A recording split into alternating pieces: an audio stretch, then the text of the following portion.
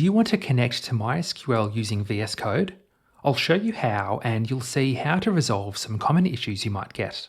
You'll need to have two things already before you get started: a MySQL database and VS Code. If you don't have those, you can install them pretty easily. Start by opening Visual Studio Code. To connect to a MySQL database, we need to install an extension. Click on the Extensions tab on the left panel here. There are many extensions available in VS Code that let us connect to a database and run SQL, but we're looking for one called SQL Tools because it's popular and works well. So enter SQL Tools in the search bar here, without a space after SQL, so it's all one word. A list of results will be shown here. Click on the entry here called SQL Tools by Matus Teixeira. I'm sure I'm pronouncing that incorrectly. A tab will be shown for this extension. Click the Install button here and the extension will be installed. You'll see a new icon appear on the left panel, a cylinder, which is for the SQL Tools extension. Click this button. You can close the tab that you opened earlier for installing the extension. We see a few panels on the left and a button that says Add New Connection. Click this button and the Settings tab appears. The extension will ask you to select the database driver to use. However, because we've just installed the extension, there are no drivers installed. The extension doesn't come with any drivers by default. It's easy to install a driver though. Click the Search VS Code Marketplace link here and a search will be performed for drivers for this extension. A list of drivers or matching extensions will be shown on the left. We're looking for the MySQL driver, which for me is the top entry. I can check them by hovering over the result or making the search results panel a little wider. Click on the MySQL entry here and a new tab is opened. Click the Install button to install the drivers for MySQL. After a moment, this will be installed. Now click the SQL Tools button again, which is the cylinder on the left panel here. Click on the Add New Connection button. This time we will see a few more buttons here: MariaDB, MySQL and TIDB. This is because the driver includes these three databases. We want to connect to MySQL, so click the MySQL button.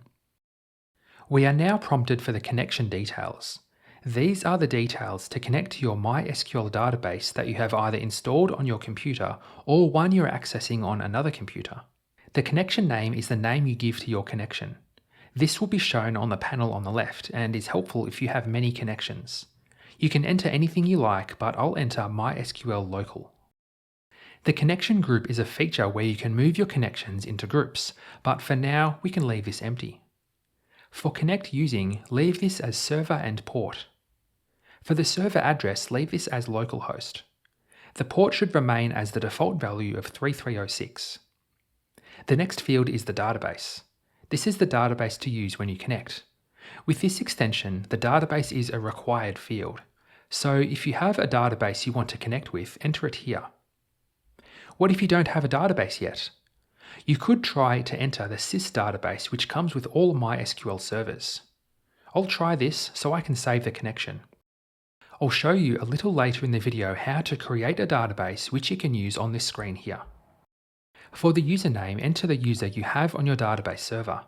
If it's a fresh install of MySQL, this may be root and it's what I will use. You should put in the user that you usually connect to with your database, which could be root or something else. Next is the password mode. There are a few options here. I don't want to use an empty password or save it as a plain text value. I'll select Ask on Connect. In the MySQL driver specific options section, we can leave both of these values as the default. The connection timeout field is next. Now this part is important. This is the number of seconds to wait while you are connecting to the database before it stops trying. By default, it's set to null.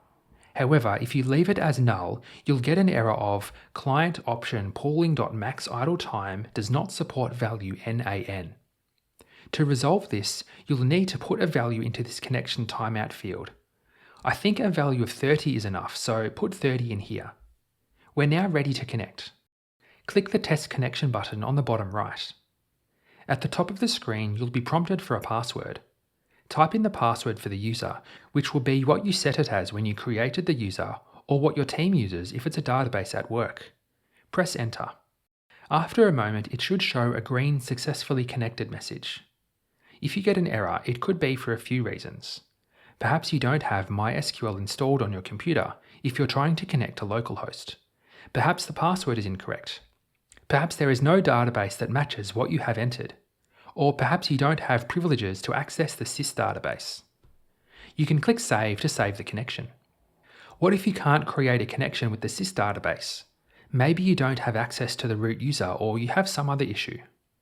We need to have a database on our server to add into this connection page. Let's create a database. To do this, we open the command prompt. Then we connect to MySQL.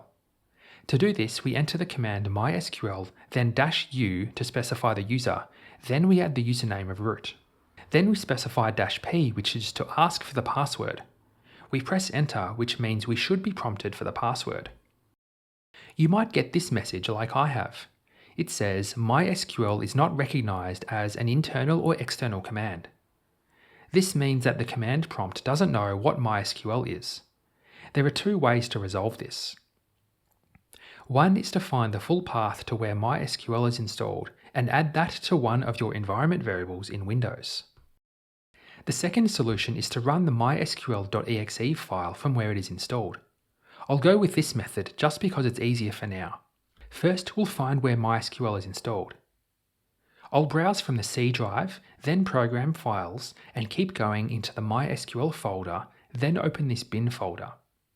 I can scroll down a little and see a file here called MySQL, which is an application. This is the file we want to run. So go to the address bar and copy the address to this folder. Then go back to the command prompt. We can paste this in, but we want to surround it in double quotes because there are a couple of folders with spaces in them, so we need double quotes. Enter a double quote, then either press Ctrl+V to paste or right-click on the command prompt to paste. The path is added. Then we add a backslash, then MySQL, then a double quote. Now after the double quote, we put in the parameters we used in the earlier command. We add -u, then root, then -p. Then we can press enter. Success! We don't get that error and we're prompted for the password. Enter the password for the root account and press enter. You'll see a block of welcome text and then the MySQL prompt, which looks like the word MySQL, then an arrow. We can now create a new database. This is done using the create database command, so enter that and then a name for your new database. I'll call my database new_db, but I could call it almost anything I wanted. Press enter and the command is run. The database should be created. We can check this by running the show databases command. We do this and we can see our new DB database is in the list here. Type exit and press enter and you'll close the database connection.